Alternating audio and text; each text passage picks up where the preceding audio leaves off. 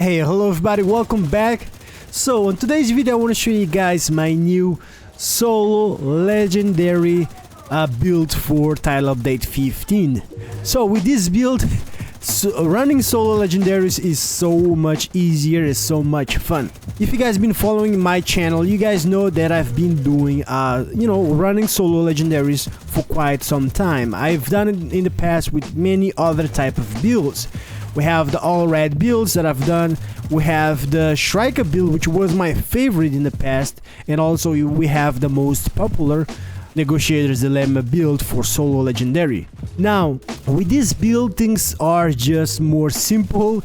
You have an insane amount of damage, but not only that, you actually have a lot more survivability when it comes to tankiness. Fun fact, when I made this build and I went through the solo legendary to try this out, I got that done in the first try.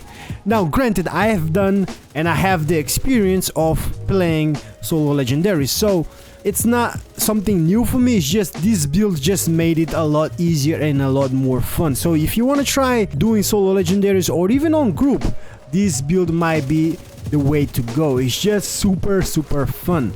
Now the focus of this build will be on legendary missions, right? But you can use these on summit legendaries or even on open world control points, which is one of the activities that I think a lot of people still like doing. So let's talk about this build, right? What's making this build work? So first of all is the new gear set, the Heartbreaker. Now I have made some videos about the Heartbreaker in the past, so if you want to check that out, there is links down in the description. But just to go over it once again, by equipping 2 pieces you gain 15% assault rifle damage and LNG damage.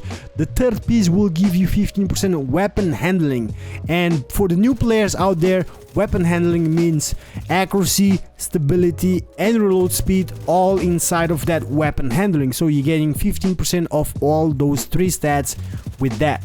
On the fourth piece though, this is where this gear set will shine. So headshots apply pulse to enemies for 5 seconds, and then second part of this talent, weapon hits on pulse enemies adds a stack of 1% bonus armor and 1% damage to pulse enemies, up to a maximum stack of 50, which is only if you're not using the chest piece, and we'll get to that in a second. So you will be losing 2 stacks per second if you're not hitting pulse enemies. That's why you need to be hitting the enemies to keep those stacks up. Now as I mentioned, you get 50 stacks on this fourth piece, but if you have the chest piece, you get an extra talent which is called the max BPM, which will increase that stack from 50 to 100 stacks. Now let's talk about the damage of this gear set, right? As I mentioned in many other videos, you are not getting 15% weapon damage or 100% weapon damage. I have run the numbers. The numbers are 64% amplified damage if you are running without a chest piece, and 170% amplified damage if you're running this gear set with 4th piece and one of them having the chest piece. So as you can see, we have 4th piece of this Heartbreaker gear set on the build. We have the chest piece, the holster, the knee pads and also the gloves. Now you can see only the chest piece that we have core attribute weapon damage. The other 3 we have core attribute armor, because we're gonna need some armor core attribute on this build, not only to make us be tanky, but also to make this shield get all the way to skill tier 6, because core attribute armor will increase your tier on your shields. If you're new to the game, that's one thing that you need to know. Now even though the shield was kinda nerfed, you can still use it if you are smart enough. So I'll show you guys. As you can see in the gameplay, I am using the shield just fine by having 6 tier on the shield skill. So when it comes to attribute, we'll have core attribute armor and attribute crit chance for the gloves, same for the knee pads and also for the holster. For the mask, we went with the Fenris Group AB. By equipping one of these, you get 10% assault rifle damage on the build, the core attribute weapon damage, and then attribute crit damage and crit chance with a mod of crit chance. Now the last piece will be on the backpack, the Memento backpack, and this is my favorite backpack to use as a solo player. Now, the reason I like using the Memento backpack is for many reasons. So the Memento backpack comes with all 3 core attributes: weapon damage, armor, and skill tier.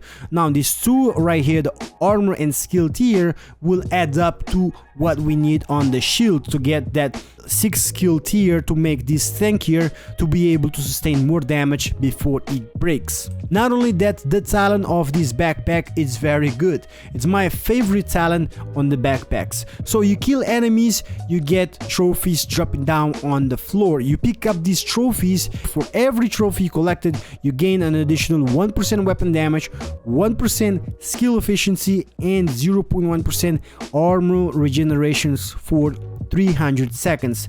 Now what that means is basically once you have 30 stacks, which is the maximum, it will be a 30% weapon damage, 30% skill efficiency, and 3% armor regenerations for 5 minutes. So that's why I like having this Memento backpack. It always helped me. I've run legendaries and the Memento always been my favorite to use. Now for the weapons, I am using currently the Police M4. This is, by the way, my favorite assault rifle in the game. Has been, still is my favorite assault rifle in the game. Now you have a couple options in here, but I will explain why I went with the Police M4. The FAMAS though has the same damage of the Police M4, but the thing is the FAMAS has higher RPM, which makes it having a higher DPS overall. But the thing is, with the FAMAS, you cannot equip the link laser pointer, which is what we're gonna be using on the Police M4. Now, granted, you can still pulse your enemies with this gear set just by hitting headshots. But the thing is, I wanna be more consistent, especially because we're gonna have the doggos out there. You can pulse it with the linked laser pointer, but you cannot headshot them, right? I don't think they have a head to headshot and pulse them. So I just want to be more consistent with that stacks from the gear set, and that's why I am using currently the mod that has the linked laser pointer. So if I go with the FAMAS, I will have to just concentrate on headshots. So with that explained, on this Police M4 I have assault rifle damage and health damage as a core attribute, obviously, and an attribute 10% damage to target out of cover, which is why I recommend for any other weapon. The talent will be obviously the flatline, one of the best talents once you are stacking a lot of damage, and this gear set does give you a lot of damage. So amplifies weapon damage by 15% to pulse enemies. After 3 kills you will apply a pulse to the next enemy you hit.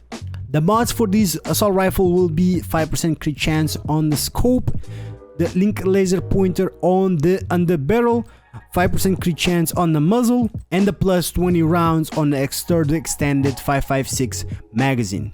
Now for the skills, as I mentioned, I have the Crusader Ballistic Shield.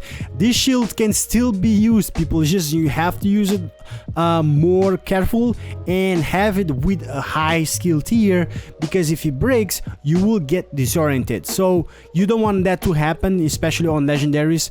My second skill will be the assault turret. I like using this on legendaries just because one, is really tanky, right? Has a high pool of health, and 2, it does a decent damage, keeping the enemies busy for me, right? So they will focus on the turret while I focus on them to kill them.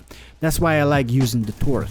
Now when it comes to specialization, we are using the technician specialization. Now I did explain why, but there is more to it, right? So first of all, as I explained, we are using it because we get the linked laser pointer for it to be more consistent with those stacks on the pulse enemies, and 2, we do get the skill tier by using this specialization, which is gonna add up to what we get for the skill tier on our skills. Not only that, we do get 12% damage to drone, skill, proxies, and robotics, and then we get 10% skill damage that's gonna add up to our turret. So overall, it's not a bad option.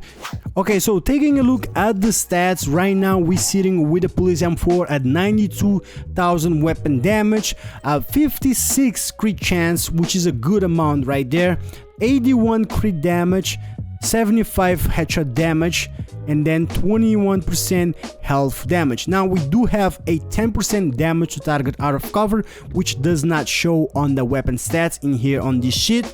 Just keep that in mind. Now if you take a look at the defense stats, right, we have 1,444,000 armor on this build. Now the armor generation right now is looking 0 because we don't have the stacks right now on our momentum, but once we get the stacks and the max of 30, we'll have 43,000 armor regeneration per second, which is not bad though.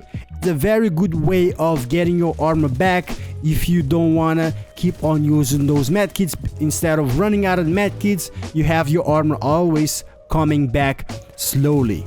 And that's it, guys. That's my legendary run build. A pretty good build, very fun. It was super easy with this build, man. I couldn't even believe it. I know the gear set has so much damage, but even when you make it tankier with 1.4 million armor, this gear set can still hit very hard. Comment down below what is your favorite legendary builds that have you used. I would like to hear that in the comment section below. So yeah, hope you guys enjoyed this video.